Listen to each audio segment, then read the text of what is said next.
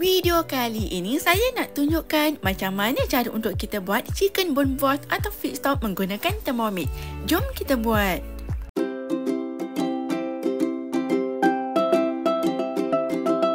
Mula-mula sediakan bahan-bahan seperti seledri, tomato, halia, bawang putih, bawang besar, carrot dan juga sup bunjut. Anda juga boleh gunakan bahagian kaki ayam sahaja atau tulang atau campur kedua-duanya sekali.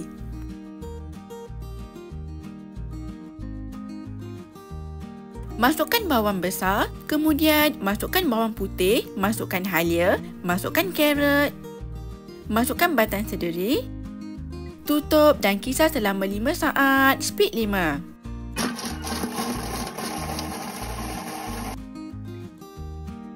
Dah siap? Scrape down guna spatula. Kemudian masukkan kaki atau tulang ayam. Masukkan tomato yang dipotong. Masukkan sup bunjut. Masukkan air dan juga sedikit perahan limau atau cuka.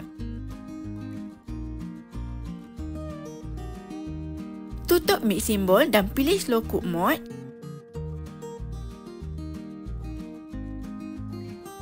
Kemudian, masak selama 2 hingga 3 jam suhu 95. Nak masak lama pun boleh. Anda boleh masukkan perahan limau atau cuka pada step awal tadi.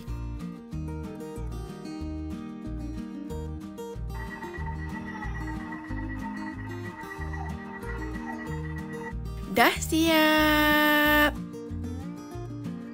Mudah kan? Hasilnya, sup lebih pekat dan kaya dengan nutrisi.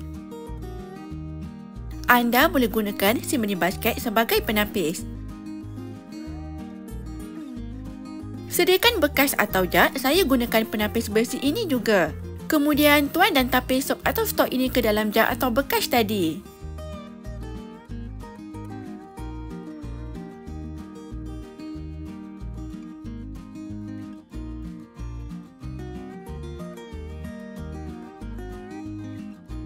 Ini pula sayur dan tulang ayam yang telah ditapis. Anda boleh buang ya.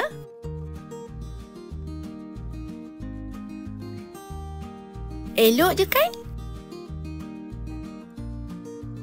Sediakan bekas kecil atau bekas silikon ais.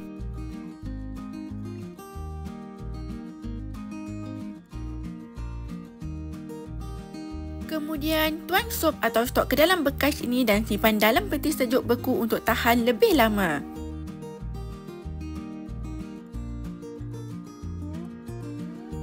Dah siap?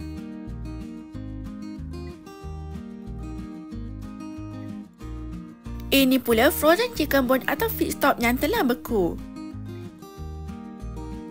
Keluarkan dari bekas acuan.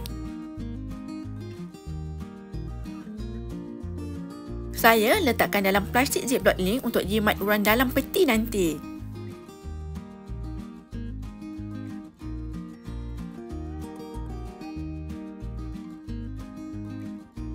Ini pula dalam bekas kecil.